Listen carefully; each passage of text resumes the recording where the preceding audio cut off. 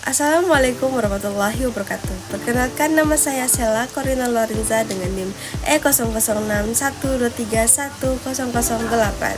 Saya akan mempresentasikan sebuah topik yang sangat penting dan dekat dengan kehidupan kita sehari-hari, yaitu keseimbangan kerja dan kehidupan, atau yang lebih dikenal dengan istilah work-life balance.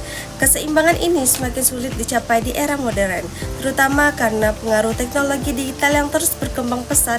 Melalui presentasi ini, saya akan mengajak kita bersama-sama memahami apa itu work-life balance, masalah yang muncul, penyebabnya, dampaknya bagi kehidupan kita, serta solusi yang bisa dilakukan di tingkat perusahaan maupun individu.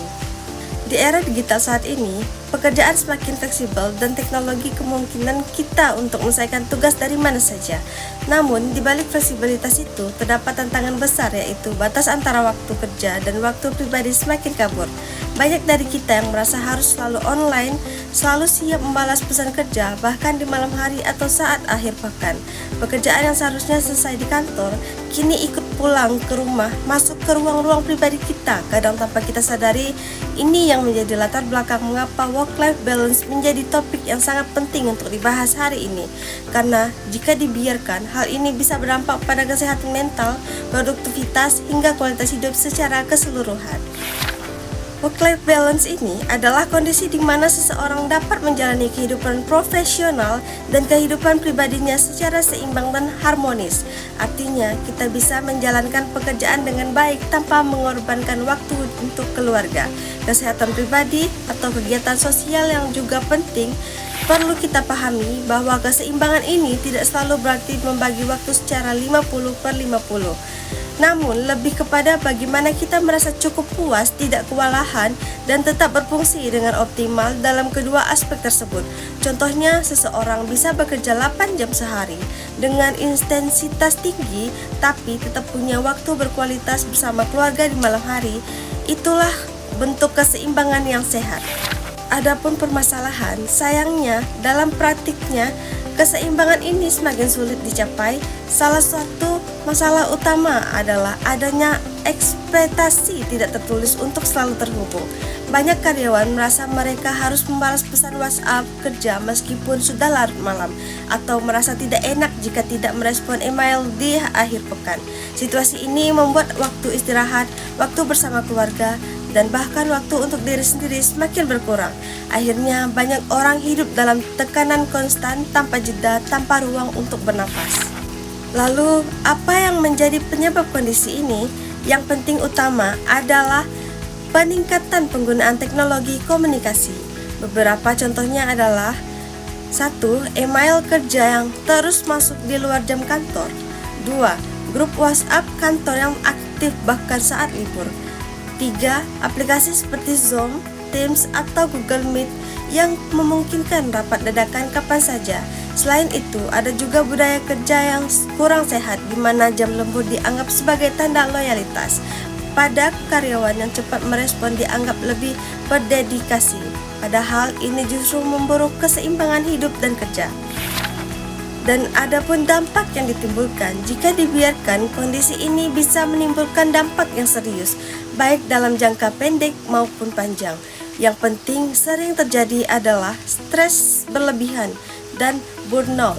Burnout bukan sekedar kelelahan biasa, ini adalah kondisi fisik dan emosional yang melemah, membuat seseorang kehilangan motivasi, merasa hampa, bahkan tidak bisa lagi menikmati pekerjaannya. Selain itu, kurangnya waktu istirahat bisa mengganggu kualitas tidur, menurunkan sistem imun tubuh, dan berkontribusi pada berbagai penyakit. Tidak hanya itu, hubungan sosial dengan keluarga dan teman juga terganggu. Kita jadi lebih mudah marah, mudah lelah, dan merasa terasing meskipun dikelilingi orang lain. Inilah mengapa sekali untuk menyadari dampaknya sejak awal.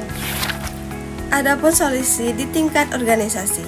Untuk mengatasi permasalahan ini, solusi harus dimulai dari tingkat organisasi atau perusahaan. Perusahaan perlu menciptakan kebijakan yang mendukung keseimbangan kerja dan kehidupan. Beberapa contoh kebijakan yang bisa diterapkan antara lain adalah: 1. Menetapkan jam kerja yang jelas dan melarang komunikasi kerja di luar jam tersebut. 2. Memberikan hari kerja fleksibel atau remote working dengan batasan yang sehat. 3. Memberikan cuti yang cukup dan benar-benar menghormati waktu cuti karyawan. 4. Membatasi jumlah rapat dan mengefektifkan komunikasi internal agar tidak membebani karyawan.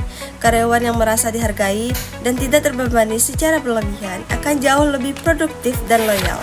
Adapun solusi di tingkat individu, selain organisasi, solusi juga datang dari diri kita sendiri. Kita perlu belajar manajemen waktu yang efektif.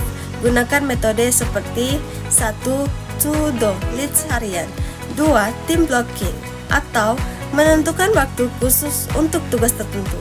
3. Teknik prioritas seperti Eisenhower Matrix. Kita juga harus melatih kemampuan untuk berkata cukup atau tidak, terutama ketika diminta bekerja di luar jam kerja tanpa urgensi. Dan yang tak kalah penting, rawatlah kesehatan mental. Luangkan waktu untuk aktivitas yang menyenangkan, berolahraga, membaca, berkebun, atau sekedar istirahat tanpa gangguan.